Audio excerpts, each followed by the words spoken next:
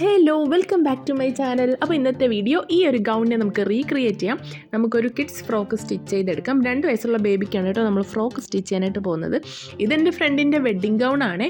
ഇതിൽ ഒരുപാട് plain net, ഒരു 10 മീറ്റേഴ്സോളം പ്ലെയിൻ നെറ്റ് ഞാൻ കട്ട് ചെയ്ത് മാറ്റിയിട്ടാണ് കേട്ടോ ബാക്കി വരുന്ന പോർഷനിൽ നിന്നാണ് ഈ ഒരു ഫ്രോക്ക് സ്റ്റിച്ച് ചെയ്യാനായിട്ട് പോകുന്നത്. അപ്പോൾ ഫ്രോക്കിൻ്റെ മെഷർമെൻറ്റും കാര്യങ്ങളൊക്കെ ഞാൻ പറയാം.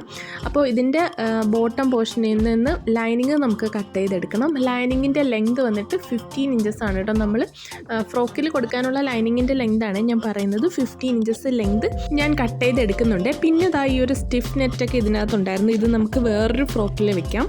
അപ്പോൾ ഇത് നമ്മൾ ബാക്കി വരുന്ന പോർഷൻസ് കട്ട് ചെയ്ത് മാറ്റി വയ്ക്കണേ. ലൈനിങ്ങിൽ നിന്ന് നല്ല രീതിയിൽ ഗ്യാദേഴ്സ് കൊടുക്കുന്നുണ്ട്. അതുകൊണ്ട് തന്നെ 2 ലെയറായിട്ട് ഞാനിവിടെ കട്ട് ചെയ്തെടുക്കുന്നുണ്ട് കേട്ടോ. ഇനി നമുക്ക് മാറിപ്പോകാതിരിക്കാൻ വേണ്ടി എഴുതി വെക്കാം. അപ്പോൾ ലൈനിങ് 1 ലൈനിങ് 2 എന്ന് ഞാനിവിടെ എഴുതി വെച്ചിട്ടുണ്ട് കേട്ടോ. ഇനി നമുക്ക് ഫസ്റ്റ് ലെയർ കട്ട് ചെയ്തെടുക്കാം. ഇതാണ് മെയിൻ നെറ്റ് ഫസ്റ്റ് ലെയറായിട്ട് വരുന്നത്. അപ്പോൾ ഇത് നമ്മൾ 16 ഇഞ്ചസ് ലെങ്തിൽ കട്ട് ചെയ്തെടുക്കാം.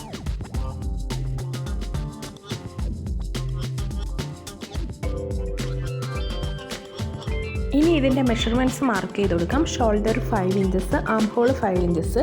ഇനി നമുക്ക് ചെസ്റ്റ് മാർക്ക് ചെയ്യാം. ചെസ്റ്റ് വന്നിട്ട് 7.5 ആണ്.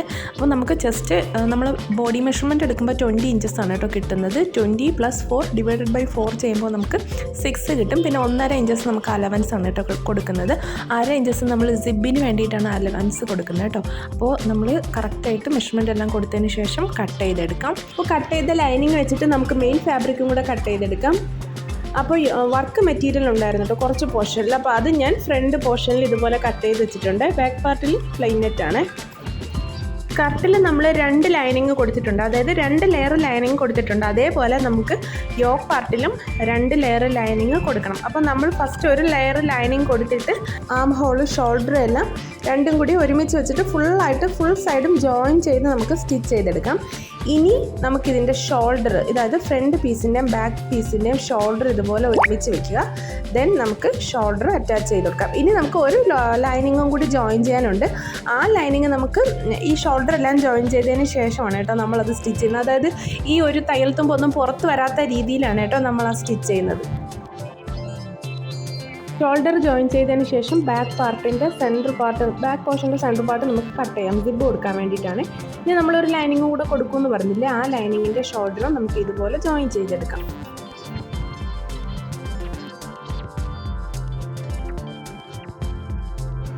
ഇനി നമുക്ക് സ്റ്റിച്ച് ചെയ്ത് വെച്ച ആ ഒരു മെയിൻ പാർട്ടിലേക്ക് ഈ ലൈൻ ജോയിൻ ചെയ്തെടുക്കാം. അപ്പോൾ അതാ ഇതുപോലെ കറക്റ്റായിട്ട് വെച്ച് കൊടുക്കാം. അതിനുശേഷം ഷോൾഡർ സെൻറ്റർ പാർട്ട് അങ്ങോട്ടും ഇങ്ങോട്ടും നീങ്ങി പോകാതെ കറക്റ്റായിട്ട് വെച്ചിട്ട് നമുക്കൊന്ന് പിൻ ചെയ്ത് കൊടുക്കാം. അതുപോലെ നമുക്ക് ഫുള്ളായിട്ടും പിൻ ചെയ്തിട്ട് വേണമെങ്കിൽ നമുക്ക് സ്റ്റിച്ച് ചെയ്യാം. ഷോൾഡർ ഒരിക്കലും നീങ്ങി പോകരുത്.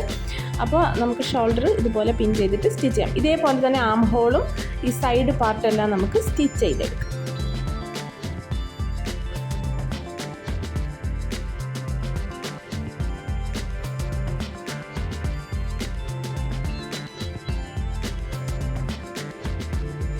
ഇനി നമുക്ക് ഇതിൻ്റെ എഡ്ജസൊക്കെ കറക്റ്റായിട്ടൊന്ന് കട്ട് ചെയ്തിട്ട് നമുക്കിതാ ഈ ഒരു സ്റ്റിച്ച് മുറിയാതെ കട്ടിങ് സ്റ്റിച്ച് കൊടുക്കാം. ആം ഹോളിൻ്റെ പോർഷനിലും നെക്കിൻ്റെ പോർഷനിലും ചെറുതായിട്ട് കട്ടിങ് സ്റ്റിച്ച് കൊടുക്കാം.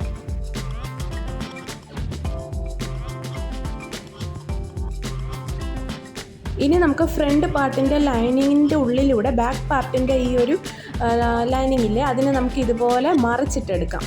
ഓക്കെ, അപ്പോഴത്തേക്കും നമ്മുടെ ഈ ഒരു ഷോൾഡറിലെ ആം ഹോളിലെ തയ്യൽ തുമ്പൊന്നും പുറത്ത് വരാത്ത രീതിയിൽ നല്ല നീറ്റായിട്ട് നമുക്ക് കിട്ടും.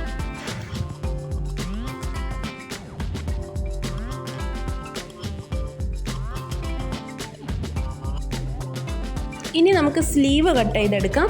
അപ്പോൾ ഞാനിവിടെ പ്ലെയിൻ നെറ്റാണ് കേട്ടോ കൊടുത്തിരിക്കുന്നത്. 4ആയിട്ട് ഇതുപോലെ ഒന്ന് ഫോൾഡാക്കി ഇട്ടിട്ടുണ്ട്.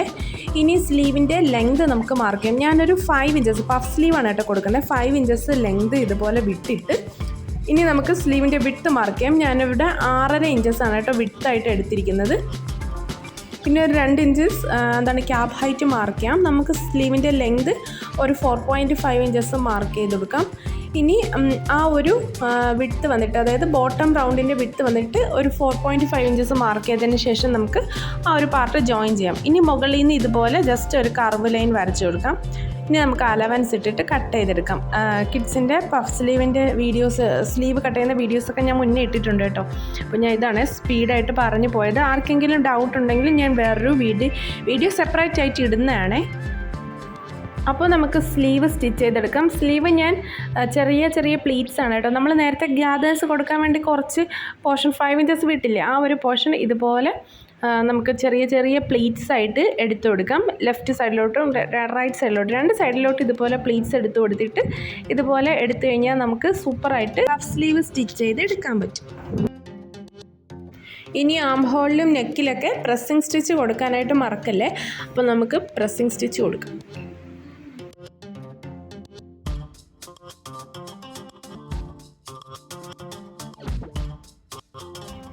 ഇനി നമുക്ക് സ്ലീവ് അറ്റാച്ച് ചെയ്ത് കൊടുക്കാം. അപ്പോൾ സ്ലീവ് ഇതുപോലെ സൂപ്പറായിട്ട് പഫായിട്ട് വന്നിട്ടുണ്ട്.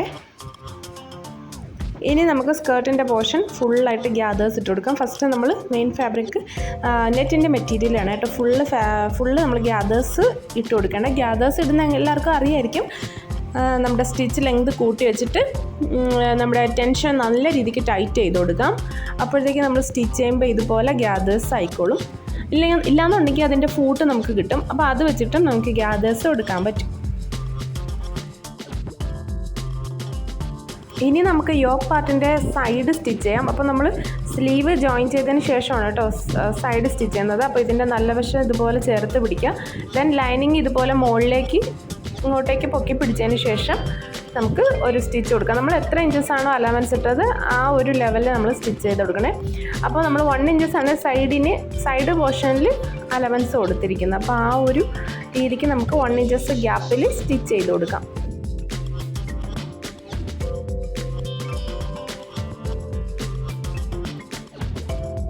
അപ്പോൾ നമ്മുടെ തയ്യൽ തുമ്പൊന്നും പുറത്ത് കാണാതെ നല്ല ഫിനിഷിംഗ് ആയിട്ട് നമുക്ക് നമ്മുടെ സ്ലീവ് കിട്ടിയിട്ടുണ്ടേ. ഇനി നമുക്ക് സ്കേർട്ടിൻ്റെ പോർഷൻ അറ്റാച്ച് ചെയ്ത് കൊടുക്കാം. അപ്പോൾ ഇതുപോലെ പിടിച്ചതിന് ശേഷം ലൈനിങ് നമുക്ക് ഫുള്ളായിട്ട് മുകളിലേക്ക് മാറ്റിയിട്ട് ഈ മെയിൻ ഫാബ്രിക്കും ഈ സ്കേർട്ടിൻ്റെ മെയിൻ ഫാബ്രിക്കും മാത്രം നമുക്ക് ഇതിലേക്ക് ജോയിൻ ചെയ്യാം. സ്കേർട്ടിൻ്റെ മെയിൻ ഫാബ്രിക്കും അതുപോലെ ഒരു ലൈനിങ്ങും ഞാൻ ഇതിലേക്ക് ജോയിൻ ചെയ്ത് കൊടുത്തിട്ടുണ്ട്. ഒരു ലെയർ ഇതിലോട്ട് ജോയിൻ ചെയ്ത് കൊടുത്തിട്ടുണ്ട്. ഇനി നമുക്ക് ആ യോക്ക് പാർട്ടിൻ്റെ ലൈനിങ്ങും വേറൊരു ലൈനിങ്ങും കൂടെ ജോയിൻ ചെയ്യാനുണ്ട് കേട്ടോ. അപ്പോൾ നമ്മളത് ശ്രദ്ധിക്കണേ. അപ്പോൾ നമുക്ക് ജോയിൻ ചെയ്യാം.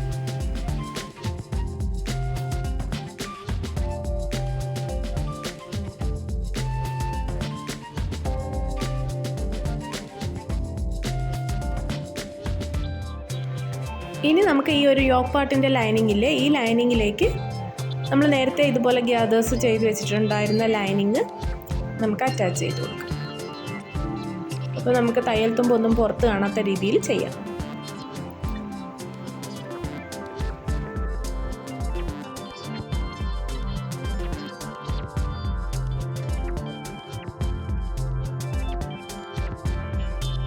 ഇനി നമുക്കിതിൽ സിബ് അറ്റാച്ച് ചെയ്ത് കൊടുക്കാം. അപ്പോൾ ഞാനിവിടെ ഇൻവിസിബിൾ സിബാണ് എടുത്തിരിക്കുന്നത്. അപ്പോൾ നമുക്ക് അറ്റാച്ച് ചെയ്യാം. അപ്പോൾ എല്ലാവർക്കും ഇൻവിസിബിൾ സിബ് സ്റ്റിച്ച് ചെയ്യാൻ അറിയുന്നതാണ് കേട്ടോ വിചാരിക്കുന്നത്. ഒന്നുമില്ല, നമ്മൾ നോർമലി ചെയ്യുന്ന പോലെ തന്നെയാണ് കേട്ടോ. സിബ് ഇതുപോലെ തിരിച്ചിടുക, ദെൻ ഫൂട്ട് മാറ്റി കൊടുക്കുക. സിംഗിൾ ഫൂട്ട് ആക്കിയിട്ട് നമ്മൾ ഈ ഒരു ലൈനിങ് ഈ സിബിൻ്റെ മുകളിലേക്ക് മറിച്ചിട്ടിട്ട് ഫുള്ളായിട്ട് നമുക്ക് പിൻ ചെയ്യാം. പിൻ ചെയ്തതിന് ശേഷം സ്റ്റിച്ച് ചെയ്ത് കൊടുത്താൽ മതി. ഞാൻ ഒത്തിരി വീഡിയോസിലൊക്കെ അത് കാണിച്ചിട്ടുണ്ട് കേട്ടോ.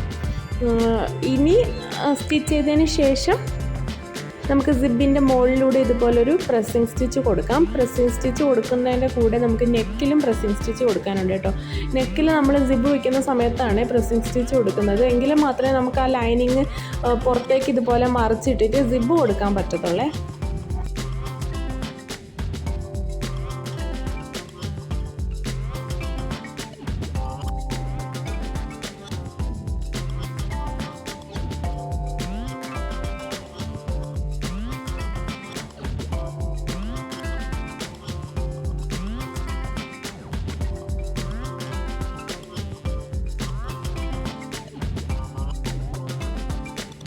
ഇനി നമുക്ക് ഈ ഒരു പാർട്ടും കൂടി ക്ലോസ് ചെയ്യാനുണ്ട്.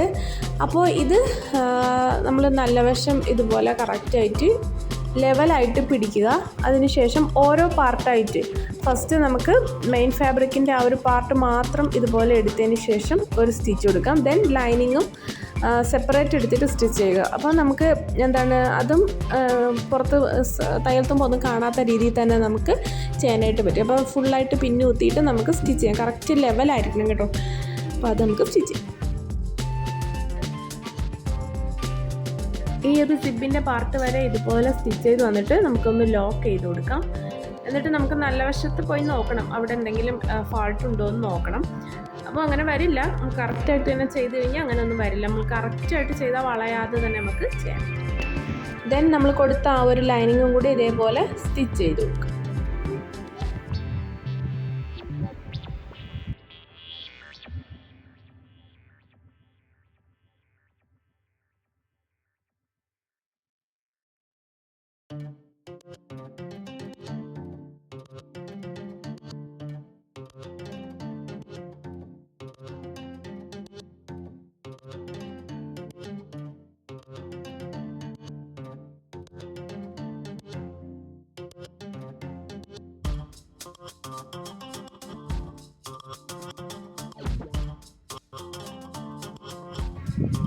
അപ്പോൾ നമ്മൾ ഫുള്ളായിട്ട് സ്റ്റിച്ച് ചെയ്ത് കഴിഞ്ഞു. നമ്മൾ എക്സ്ട്രാ വരുന്ന ത്രെഡൊക്കെ ഉണ്ടെങ്കിൽ കട്ട് ചെയ്ത് കളയുക.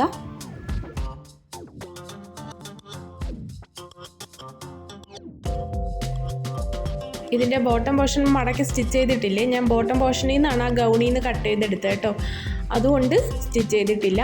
ഇനി നമുക്കിതിൻ്റെ ബാക്കിൽ വള്ളി കൊടുക്കണം. അപ്പോൾ ഞാൻ ഇതുപോലെ 2 വള്ളി സ്റ്റിച്ച് ചെയ്തെടുത്തിട്ട് ഇതിൻ്റെ ബാക്ക് പോർഷനിൽ അറ്റാച്ച് ചെയ്ത് കൊടുക്കുന്നുണ്ട്. നമുക്കിതിൻ്റെ ഫൈനൽ ലുക്ക് കാണാം. അപ്പോൾ നമ്മുടെ ഇന്നത്തെ വീഡിയോ ഇത്രയേ ഉള്ളൂ. വീഡിയോ ഇഷ്ടമായ ലൈക്ക് ചെയ്യണം, ഷെയർ ചെയ്യണം, സബ്സ്ക്രൈബ് ചെയ്യണം. മറ്റൊരു വീഡിയോ ഇട്ട് വീണ്ടും വരാം. Bye bye.